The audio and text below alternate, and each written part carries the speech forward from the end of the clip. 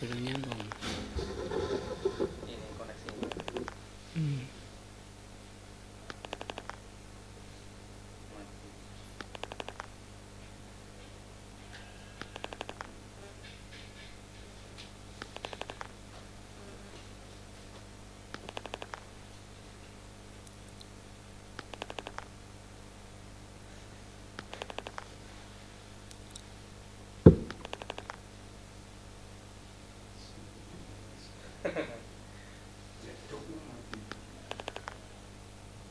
Mati itu.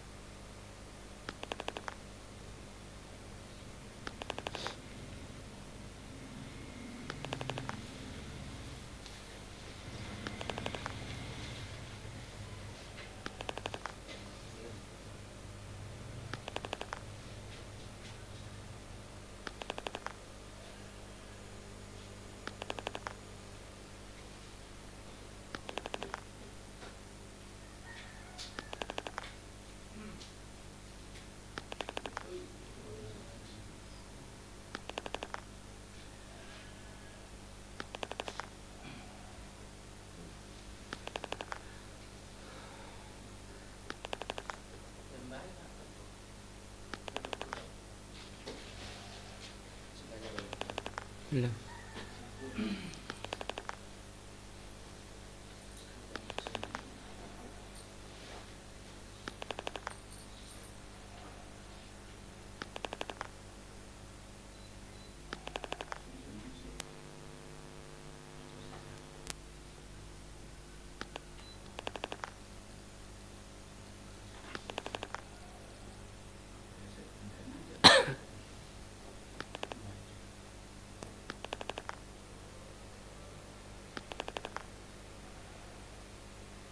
Belum masuk.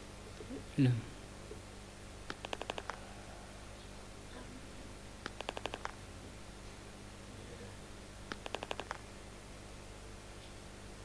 Mungkin di sini.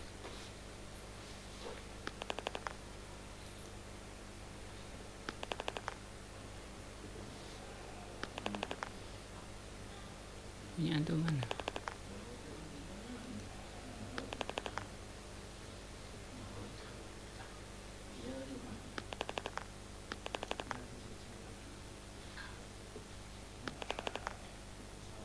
Punya anak kuota ya habis.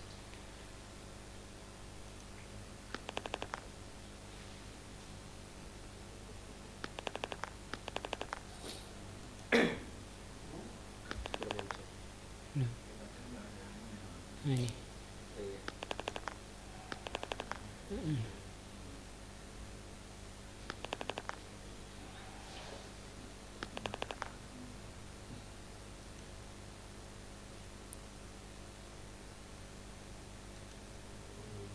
Cek.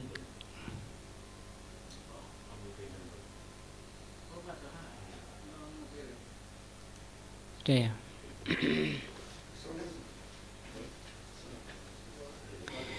Bismillahirrahmanirrahim. Assalamualaikum warahmatullahi wabarakatuh. Alhamdulillahirabbil alamin wa bihi nasta'in ala umri dunya waddin. Asyhadu an la ilaha illallah wa asyhadu anna Muhammadan abduhu wa rasuluh. Allahumma shalli ala Muhammadin wa ala alihi wa sahbihi ajmain. Wa ba'du, pelajaran kita sore ini adalah akidah. Kita membaca kitab Syarah Thalathatul Usul, 3 dasar utama. Dan saya ingatkan tentang 3 hal yang dibahas atau 3 dasar yang dibahas di kitab ini itu sangat penting bagi kita karena yang dibahas tentang dasar kita beragama Dan nanti ketika kita selesai di dunia masuk ke alam akhirat, maka yang akan ditanya oleh Mungkar Nakir adalah 3 dasar ini. Kita masih berada di dalam muqaddimah kitab ini, dan beliau menjelaskan di muqaddimahnya tentang kewajiban muslim terhadap Islamnya ada 4. Yang pertama dari 4 kewajiban muslim terhadap agamanya adalah berilmu atau mempelajari. Dan sudah lewat pembahasannya. Selanjutnya kata beliau, ats-tsaniyatu al-amalu bihi. Kewajiban kedua setelah kita mempelajari agama Allah adalah beramal. Qauluhu al-amalu bihi, perkataan beramal dengan ilmunya, ay al-amalu bima taqtadihi hadhil ma'rifah, maksudnya mengamalkan yang merupakan kandungan dari ilmu itu, atau ilmu yang telah dipelajari. Minal imani billah, berupa iman kepada Allah, wal qiyamu bi ta'atihi, melaksanakan ketaatan kepadanya. Ini merupakan apa? Amalan dari ilmu yang dipelajari. Bimtithali awamirihi wajtinabi nawahihi, dengan menjalankan perintah-perintahnya dan menjauhi larangan-larangannya. Minal ibadatil khassah, baik itu berupa ibadah khusus. Ibadah khusus itu misalnya sholat, puasa, membaca Al-Quran, haji, itu ibadah khusus. Wal ibadatul muta'addiyah, yang kedua demikian juga ibadah muta'addiyah. Ini semua merupakan pelaksanaan daripada kewajiban pertama, yaitu aplikasi dari ilmu. Kalau ibadah muta'addiyah itu ibadah yang mengenai yang lain, seperti sedekah. Kalau di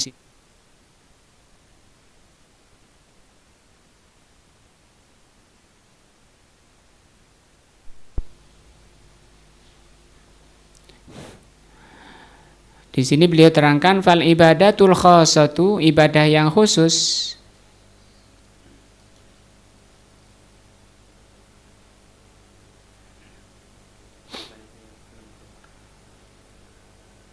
Apanya belum keluar? Teksnya belum.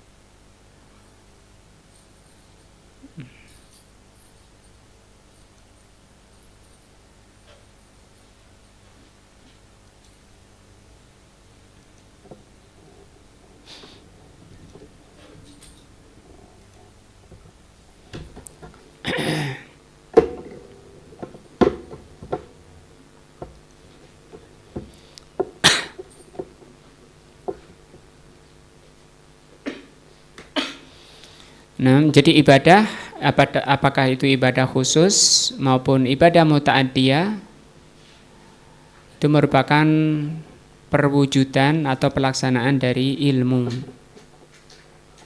Yang ilmu itu kewajiban pertama setiap muslim. Fal ibadatul khassatu mithlu as-shalah, ibadah khusus seperti salat.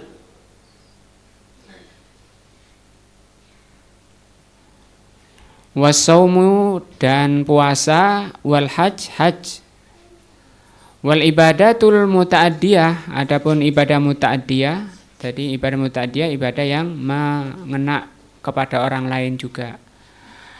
Kal amri bil ma'ruf, seperti memerintah dalam al ma'ruf, kebaikan, wan nahi anil mungkar, melarang dari yang mungkar. Ini termasuk ibadah muta'addiyah. Wal jihadi fi sabilillah, demikian juga jihad fi sabilillah, ini termasuk ibadah muta'addiyah. Wa ma asbaha dzalika, dan yang semisal itu. Jadi tadi pelaksanaan ibadah, ketaatan kepada Allah itu merupakan pelaksanaan dari kewajiban pertama, yaitu berilmu. Wal amalu fil haqiqati, beramal secara hakikat atau pada hakikatnya, huwa samratul ilmi, amal itu merupakan buah daripada ilmu. Dan itu bukti bahwa ilmunya itu berbuah, karena ilmu itu seperti orang menanam, yang diharapkan adalah diharapkan kalau petani apa yang diharapkan? Buahnya. Orang nanam tomat misalnya, dia pelihara dari awal, dia jaga, dia kasih pupuk, yang diharapkan apa? Buahnya. Nanam lombok, nanam buah, jeruk, dan seterusnya. Nah, maka demikian juga ketika kita taklim, ketika kita berilmu, yang diharapkan apa? Adalah buahnya, yaitu al-amal. Faman amila bila ilmin, barang siapa beramal tanpa ilmu, faqad syabaha an-nasara, maka itu serupa dengan Nasara. Waman alima walam ya'mal, barang siapa yang berilmu tapi tidak beramal, faqad syabahu al-yahud, berarti serupa dengan Yahudi. Nah, maka kita tidak ada jalan lain kecuali harus berilmu dan beramal supaya tidak sama dengan Yahudi dan Nasrani. Yang ketiga, kewajiban setiap muslim pada Islamnya, agar Islamnya itu menyelamatkan dirinya, adalah ad-da'watu ilaihi, ai ad-da'watu ila ma ja'a bihi ar-rasul sallallahu alaihi wasallam, yaitu berdakwah kepada apa yang dibawa oleh Rasul. Berdakwah ini perbuatannya, kalau orangnya namanya dai. Dan di sini dakwah itu isi dakwah, berarti kalau isi dakwah itu sama dengan visi dan misi dalam dakwah. Visi dan misi dalam dakwah, tujuan dari dakwah adalah mengajak kepada apa yang dibawa oleh Rasul sallallahu alaihi wasallam. Bukan ngajak kepada partai misalnya, ngajak kepada kelompoknya, ngajak pada ormasnya. Nah, tapi ngajak kepada apa yang dibawa oleh Rasul. Apa yang dibawa oleh Rasul? Min syariatillah. Yang dibawa oleh Rasul adalah syariat Allah. Ala maratibiha as-salasa, dengan 3 tingkatan atau 3 cara di dalam berdakwah. Syekh mau menjelaskan 3 cara berdakwah. Yang pertama tadi misinya, ya, visinya harus diperjelas. Visi dari dakwah itu adalah mengajak kepada agama Allah, mengajak kepada syariat Allah, bukan kepada ormas, bukan kepada kelompok-kelompoknya. Caranya ada 3, awil arba, atau 4 cara. Allati dzakarahallahu fi qaulihi, 3 cara atau 4 cara itu diterangkan langsung oleh Allah. Allah berfirman, ud'u ila sabili rabbika, serulah, dakwailah, ajaklah manusia ke jalan Rabbmu. Nah, bukan kepada tadi selainnya. Nah, bil hikmati, ini yang pertama, dengan cara hikmah. Wal mau'izatil hasanah, yang kedua nasihat yang baik. Mau'izah itu nasihat yang baik. Wajadilhum billati hiya ahsan, dan debatlah manusia itu dengan cara yang baik. Surat An-Nahl 125. Ini 3 cara menyeru atau 3 cara berdakwah. Diterangkan oleh para ulama bahwa tipe manusia itu ada 3, sehingga caranya juga 3. Yang diseru, didakwai dengan cara hikmah, itu bagi talibul haq, orang-orang yang memang di hatinya sudah rindu sedang mencari al-haq, mencari kebenaran. Nah, maka ini mudah, tinggal menunjukkan ini dalilnya. Ini firman Allah, ini sabda Nabi, dia akan langsung masuk, langsung menerima. Nah, asalkan dia jujur, ikhlas, maka ini cukup dengan hikmah tadi, gampang, orang paling gampang ini. Yang kedua, peringatan yang baik itu adalah orang yang masih ada ini, terbawa oleh nafsunya, ingin kebaikan tapi masih terbawa oleh nafsunya, sehingga kadang berbuat taat tapi juga masih rajin berbuat maksiat, sehingga rasa takutnya kepada Allah masih kurang, walaupun dia menjalankan ketaatan tapi masih sana sini. Nah, maka ini perlu dengan cara kedua, disertai, di samping menyampaikan dalil, menyampaikan ilmu, juga disampaikan tentang ancaman-ancaman Allah bagi orang-orang yang masih bersikukuh mengikuti nafsunya. Itu sangat berbahaya. Untuk cara kedua ini disampaikan tentang ngerinya azab neraka, nah, beratnya siksa Allah. Ini mau'idhah hasanah. Yang ketiga caranya wajadilhum billati hiya ahsan. Didebati manusia itu dengan cara yang baik. Ini bagi orang yang masih suka ngeyel, nah, suka berdebat.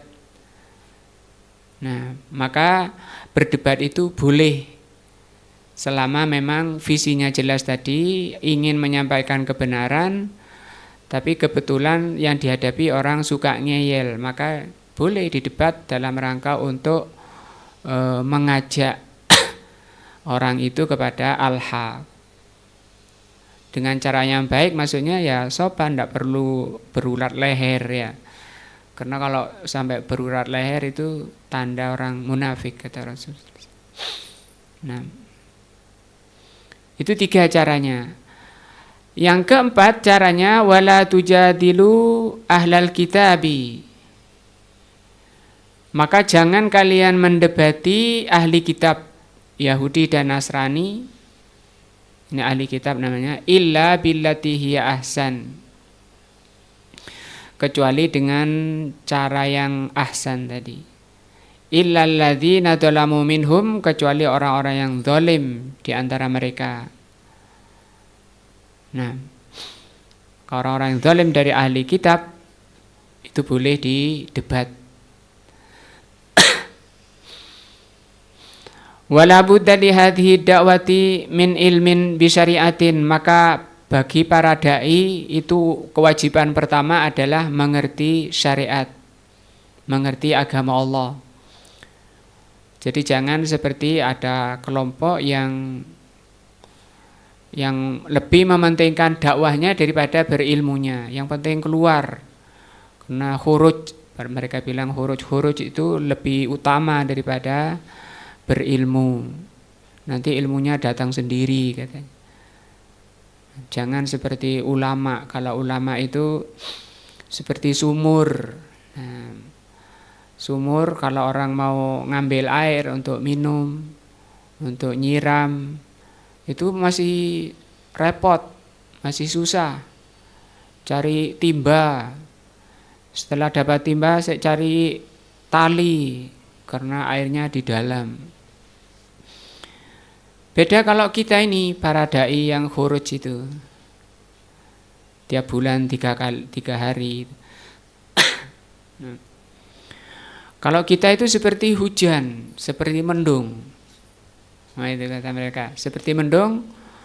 Bagaimana mendung itu? Mendatangi daerah yang butuh air, dan di sana disirami. Nah, deres. Jadi apa kalau deres? Banjir. Jadi air bah, siapa yang mau minum air bah? Air kotor seperti itu mau diminum. Jadi yang mereka bawa itu kotoran. Kalau kotoran badan masih mending, ini kotoran hati. Kotoran hati itu lebih jelek, lebih berbahaya. Karena kalau kotoran badan itu mungkin nanti menimbulkan penyakit di badan, badannya sakit. Tapi kalau penyakit kotoran hati yang rusak hatinya, bagaimana rusaknya? Bisa jadi dia membenarkan perkara yang salah,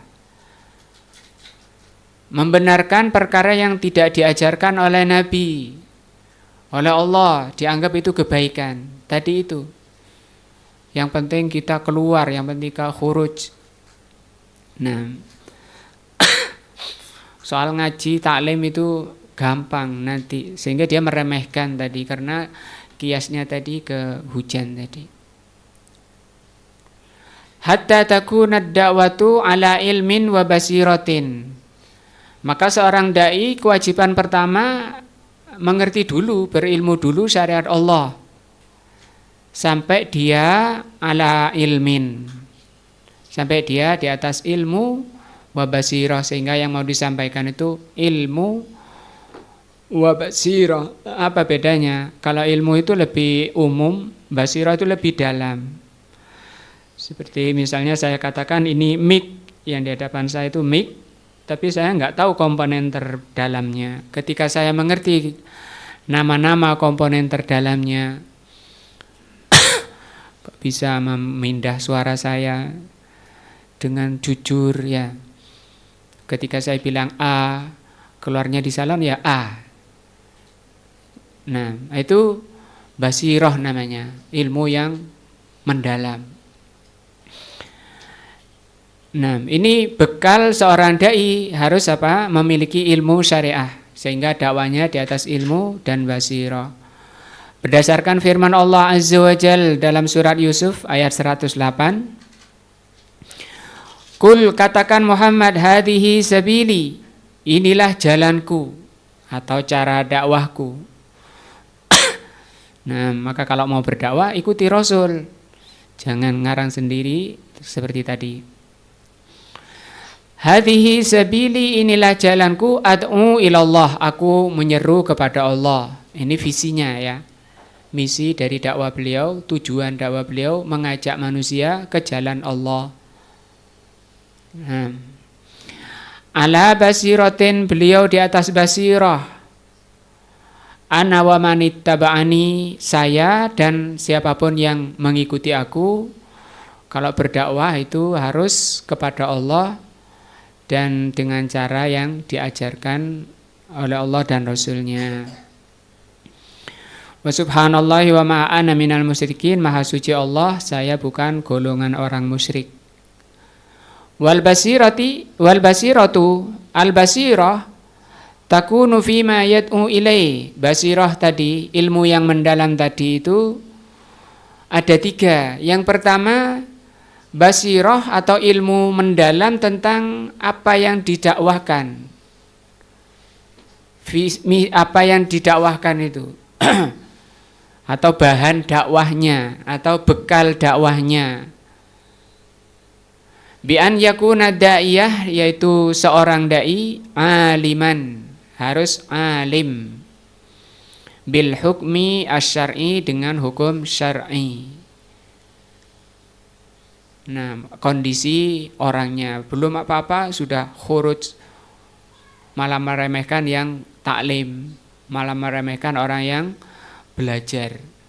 Nah, yang kedua, yang pertama tadi apa? Dai-nya harus berilmu. Yang kedua, wa fi kaifiyati dakwah, cara berdakwahnya. Ini juga harus basirah, seperti yang diajarkan oleh Rasul sallallahu alaihi wasallam. Karena banyak muslimin mengaku ini dakwah. Ada sampai apa? Lagu dan dakwah. Apa lagu dan dakwah? Nada dan dakwah katanya. Ada lagi pakai drama. Ada lagi pakai sinetron. Ada lagi pakai film. Ada lagi pakai apa?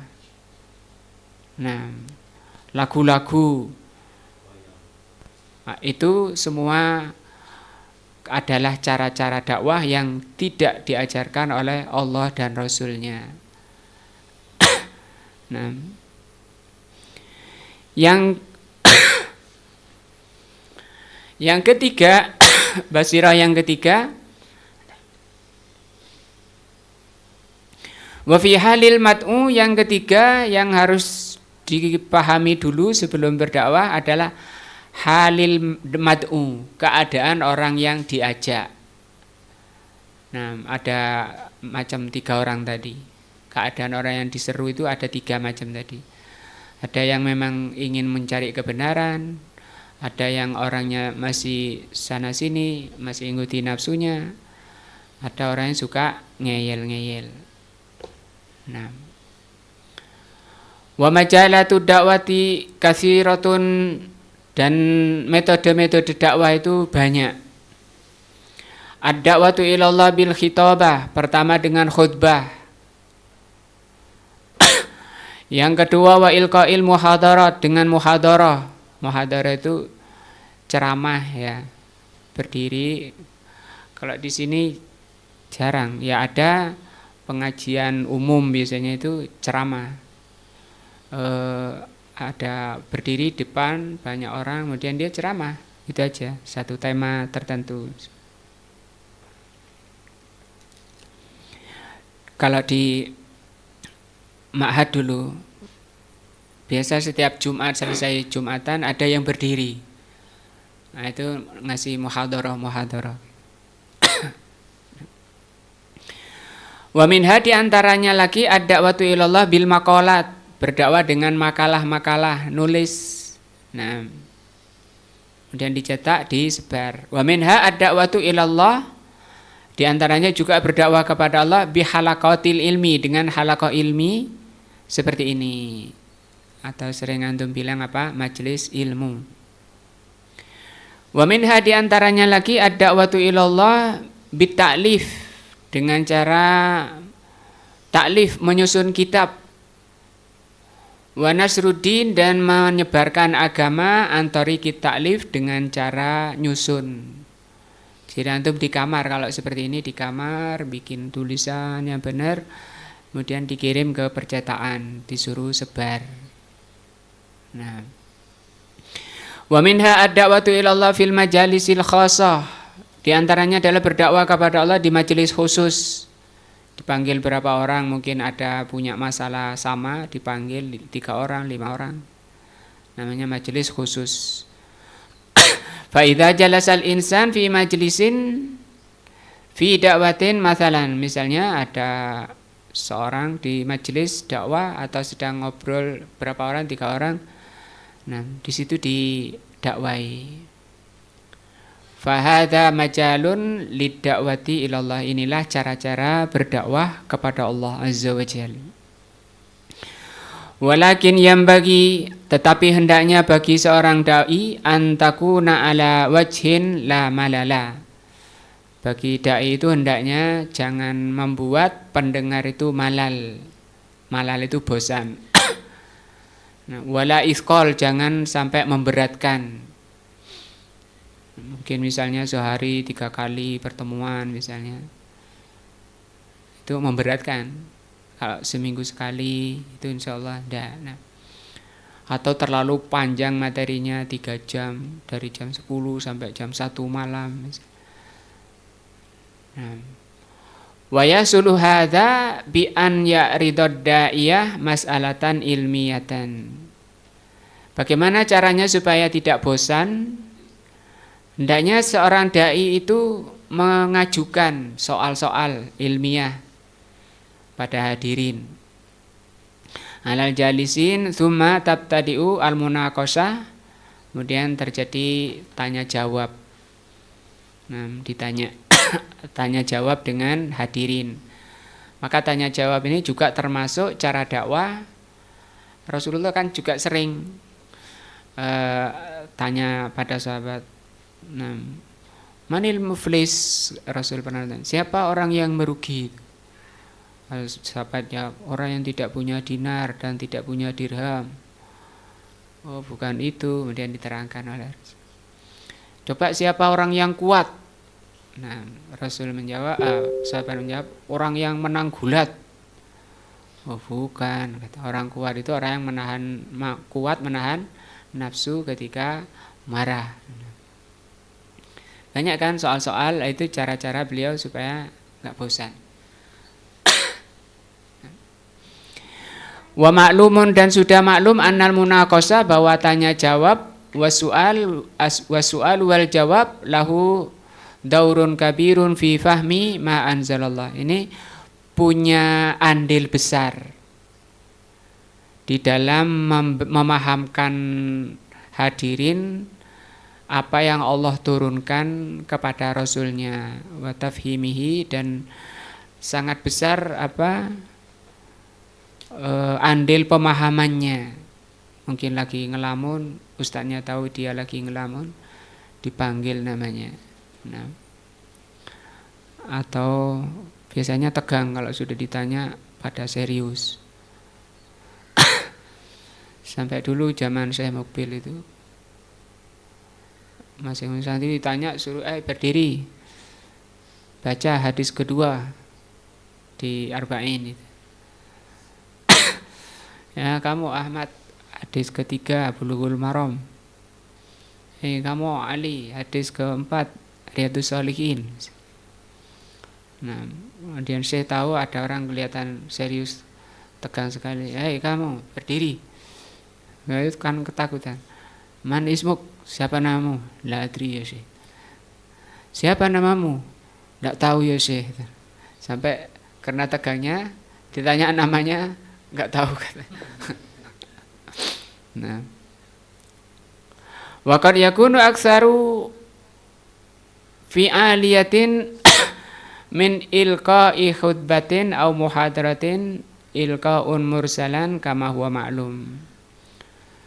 Jadi dengan cara khutbah muhadarah, ini kalau muhadarah atau khutbah itu sebaiknya itu mursalah berurutan. Nah, tema-temanya berurutan, dimulai dari yang terpenting. Biasanya kalau kitab itu sudah diurut, jadi bab pertama jangan langsung bab ketiga, bab pertama dulu baru selesai bab 2. Wa da'watu ilallahi azza wa jal, dan berdakwah kepada Allah azza wa jal, hiya wazifatur rasul, itu kebiasaan Rasul dan merupakan misinya Rasul. Wazifah itu asalnya kerjaan, pekerjaan Rasul, para Rasul, atau tugas para Rasul. Wa tariqatu man tabi'ahum bi ihsan, demikian juga berdakwah itu merupakan thariqah. Apa thariqah? Jalannya orang yang mengikuti Rasul. Termasuk kita, kalau mengaku kita ini mengikuti Rasul, ya ini harus maju, masuk, andil, berdakwah. Tidak boleh kemudian cuek, kemudian menyandarkan atau mencukupkan kepada beberapa orang saja.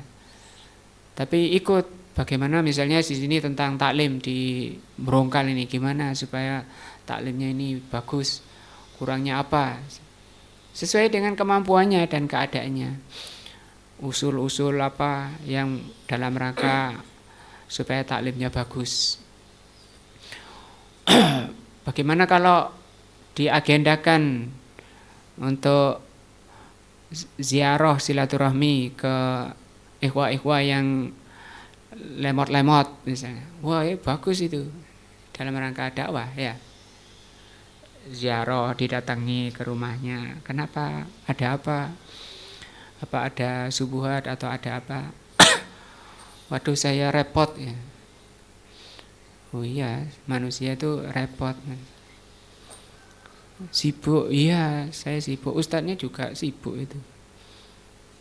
Nah, selama masih hidup itu sibuk. Nah, itu perkara manusiawi, sibuk. Tapi jangan sampai kata Allah, alhaakum at-takatsur, jangan sampai melalaikan kalian at-takatsur. Apa at-takatsur? Menambah-nambah, numpuk-numpuk. Nah, atau ada ini kok kurang bagus ya yang ini, atau apalah usulan-usulan untuk berdakwah. Minimal urusan ikhwah sendiri bagaimana semua dirinya, keluarganya, anak-anaknya, istrinya di atas sunnah, mengerti sunnah, mengamalkan sunnah. Itu dakwah. Nah, karena ini merupakan apa? Thariqah orang yang mengikuti ar-rasul. Fa idza arafal insanu, maka kalau manusia sudah mengerti ma'budahu sesembahannya, wa nabiyahu dan mengerti nabinya, wa dinahu dan mengerti agamanya, wa manallahu alaihi bitaufiq dan Allah telah mengaruniai taufik, lidzalika fa inna alaihi as-sa'yu, maka wajib dia berusaha, ambil atau andil ikut berdakwah, jangan diserahkan pada orang-orang tertentu segelintir. Nah, walaupun segelintir tadi ya penting untuk ngajaknya. Nah, fa inna alaihi as-sa'yu fi inqadhi ikhwanihi, maka hendaknya dia berusaha. As-sa'yu ini berusaha untuk membebaskan saudaranya dari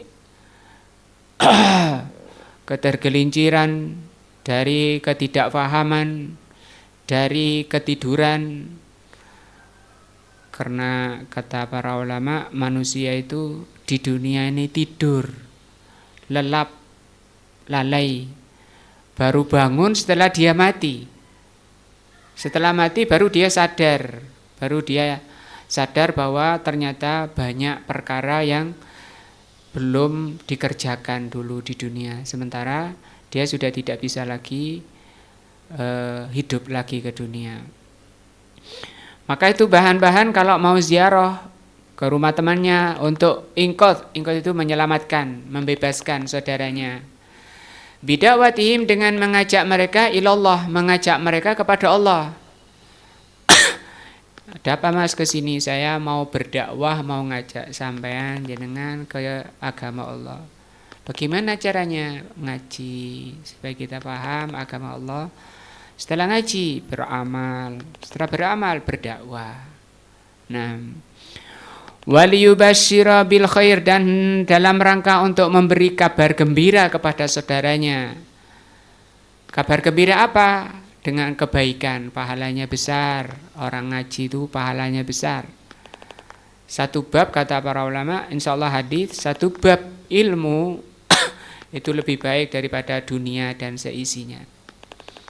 Malaikat membanggakan, Allah sendiri membanggakan orang-orang yang hadir di majelis ilmu, bahkan disebut nama-namanya, diabsen oleh malaikat nama-namanya, kemudian dilaporkan kepada Allah di atas siapa saja yang hadir di majelis ilmu. Kemudian Allah bertanya apa yang diminta oleh orang-orang yang hadir di majelis ilmu. Mereka minta surga ya Allah.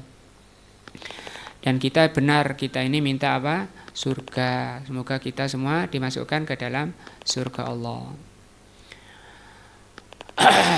Kemudian Allah bertanya, apakah mereka pernah melihat surga? Belum ya Allah. Bagaimana kalau mereka sampai melihat surga? Wah, tentu mereka kalau melihat surga akan semangat lagi. Mungkin tidak mau pulang itu ya Allah. Taklim terus maunya. Ya. Terus apa yang mereka berlindung? Mereka berlindung kepadamu ya Allah dari neraka. Dan kita berlindung kepada Allah, semoga Allah Subhanahu wa taala menyelamatkan kita semua dari nerakanya. Apakah mereka pernah melihat neraka? Tidak. Bagaimana kalau dia sampai melihat neraka? Tentu mereka akan bersungguh-sungguh untuk menyelamatkan dirinya tadi dengan merapat lari kepada Allah Azza wa Jalla. Qala an-nabiy sallallahu alaihi wasallam li Ali Ibni Abi Talib radhiyallahu anhu yauma Khaybar Rasulullah SAW mengatakan kepada Ali bin Abi Thalib pada hari Khaybar, ini bentengnya Yahudi, namanya perang Khaybar.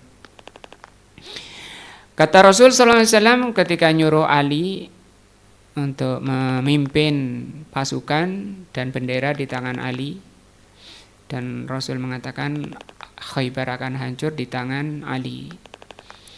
Infidh ala rislik, kata beliau, pelan-pelan untuk menemui mereka, nggak usah kususu. Hatta tanzila bisa hatim, sampai kamu berhenti dekat mereka, sampai mendekati mereka. Setelah sampai apa langsung dihujani panah? Tidak. Tsummad'uhum ilal Islam, ajak mereka ke dalam Islam. Nah, tadi ya, datangi, ketok pintunya, salam baik-baik, gimana kabarnya Mas misalnya. Dulu kan pernah hadir di majelis ilmu ini, kok nggak muncul lagi, kenapa gitu. Wa ahbirhum, dan kabari mereka, sampaikan kabar kepada mereka, bima yajibu alaihim min haqqillah, sampaikan kepada mereka apa saja hak Allah atas hambanya. Apa hak Allah? Diibadahi dan tidak disekutukan. Yang ini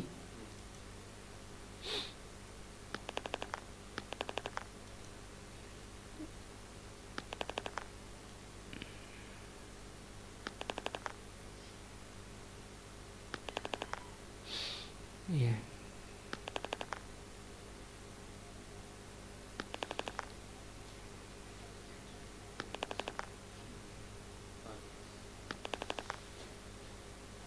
Itunya.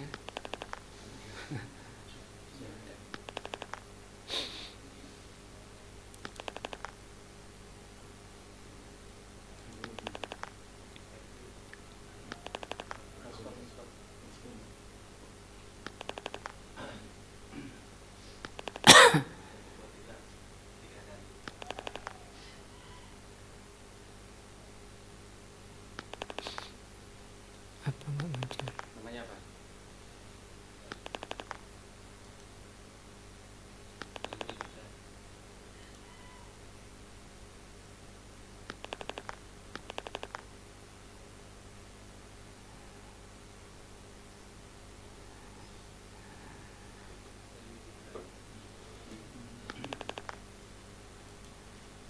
Satu, dua, tiga kali.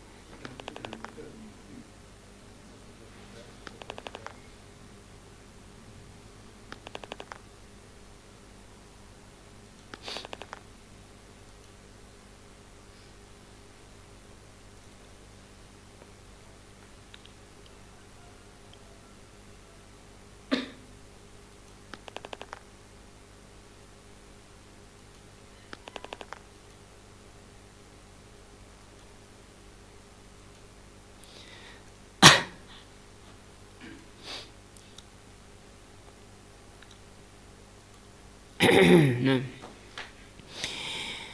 Fa wallahi, maka demi Allah, kata Rasul sallallahu alaihi wasallam, Rasul bersumpah karena sangat pentingnya ini.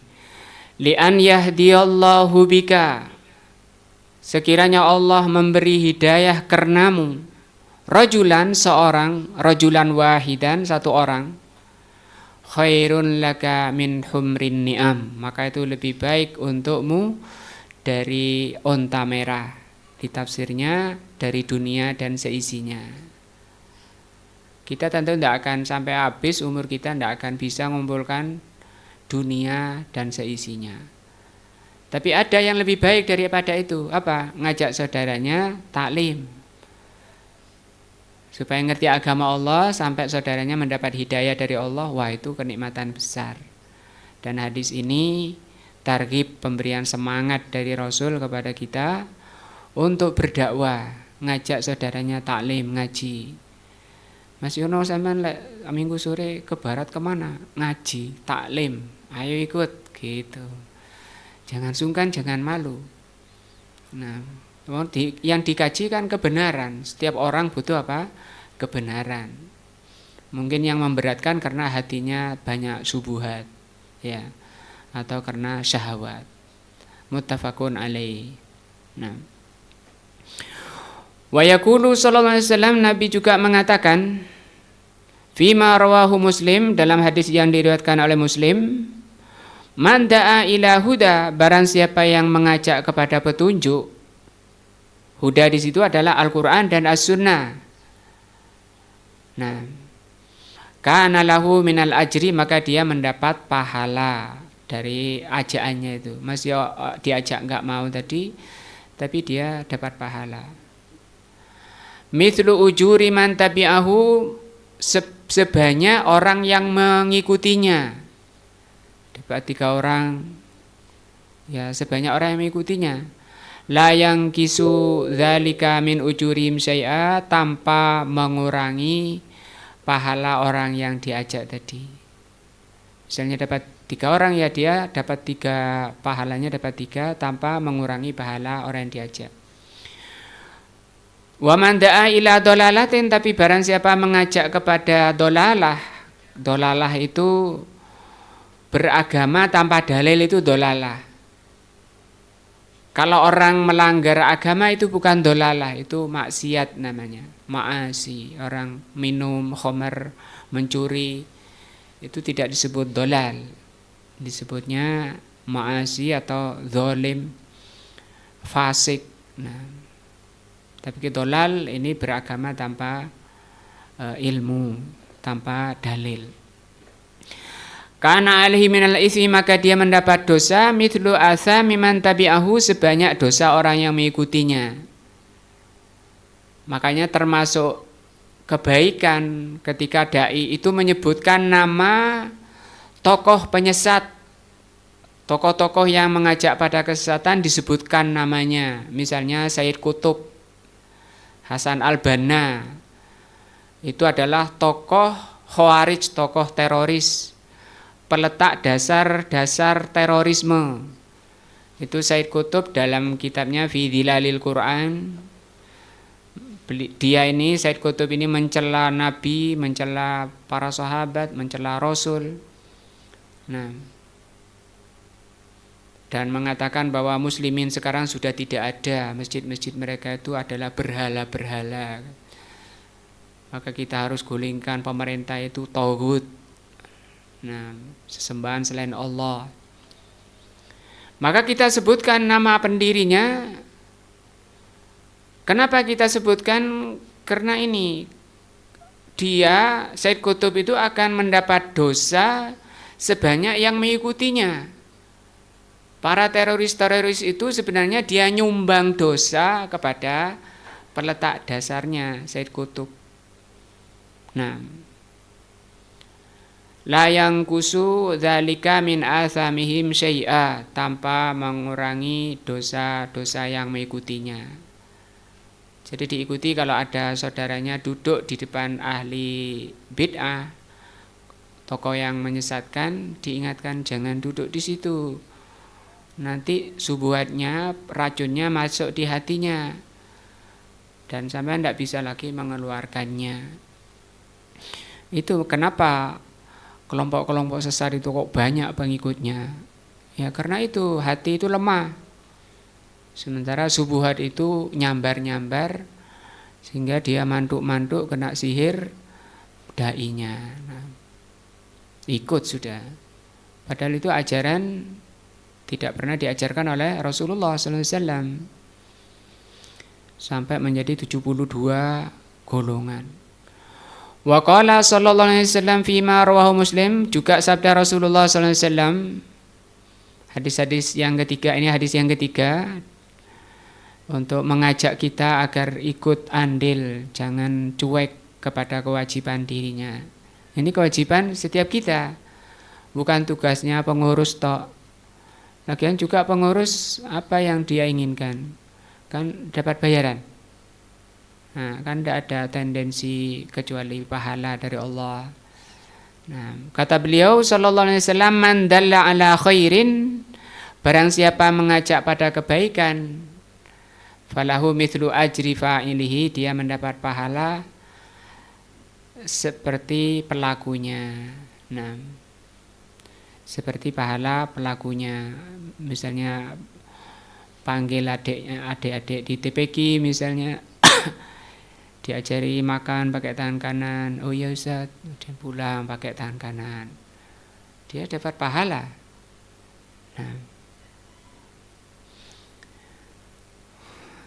itu kewajiban setiap kita. Yang ketiga, yang pertama berilmu, yang kedua beramal, yang ketiga berdakwah, dan insyaallah berikutnya adalah yang keempat. Insyaallah kita bahas pertemuan berikutnya. Mudah-mudahan jadi ilmu yang bermanfaat dan kita bisa diberi taufik oleh Allah Subhanahu wa taala untuk bisa mengamalkan apa yang telah Allah berikan ilmunya pada kita, sehingga benar-benar menjadi ilmu yang bermanfaat. Wallahu a'lamu bishawab. Subhanakallah wa bihamdika asyhadu an la ilaha illa anta astaghfiruka wa atubu ilaika. Wassalamualaikum warahmatullahi wabarakatuh.